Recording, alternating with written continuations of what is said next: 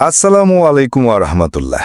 প্রিয় মুসলিম ভাই ও বোনেরা, আমরা অনেক সময় ভাবি বড় কোনো প্রতিদান পেতে হলে হয়তো অনেক বড় কাজ করতে হয়। কিন্তু জানেন কি, ইসলামে এমন অনেক ছোট ছোট আমল আছে যেগুলোর ফজিলত এত বেশি যে আপনি কল্পনাও করতে পারবেন না। আল্লাহ তাআলা কোরআনে বলেন, যে কেউ একটি সৎকর্ম করে সে তার 10 গুণ প্রতিদান পাবে।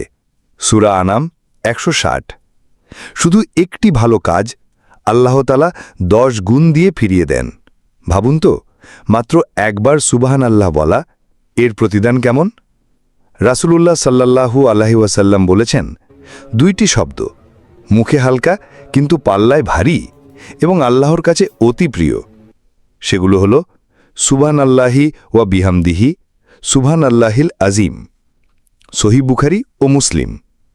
আপনি মাত্র কয়েক সেকেন্ডে এই দুটো শব্দ বললেই মহান আল্লাহর কাছে অনেক পয়গাম জমা হয়ে গেল।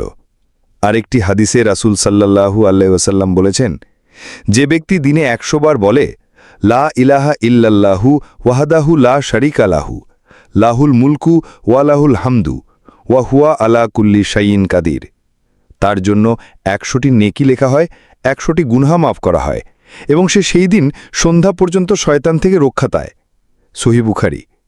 শুধুমাত্র 2-3 মিনিটে বলা যায়, অথচ এত বড় রিওয়ার্ড।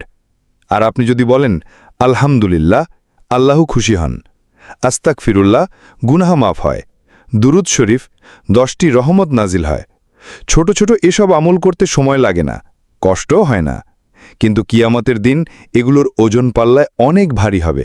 তাই আসুন, আজ থেকেই আমরা প্রতিদিন 5 মিনিট সময় দেই এসব ছোট ছোট আমলে। চলাফেরার মাঝে, রাস্তায়, ওয়াশরুম থেকে বের হয়ে, ঘুমানো লাগে, যে কোনো সময়। কারণ ছোট আমল কখনো ছোট নয় যদি নিয়ত থাকে বিশুদ্ধ। পরিশেষে একটা হাদিস শুনিয়ে বিদায় নিচ্ছি। যে ব্যক্তি একটি ভালো কাজের উদ্দেশ্যে এগিয়ে আসে, আল্লাহ তাকে তার চেয়েও বেশি দেন। হাদিস। তাই আসুন, ছোট আমলকে অবহেলা না করে প্রতিদিনের জীবনে চালু করি। আল্লাহ আমাদের সকলকে তৌফিক দান করুন।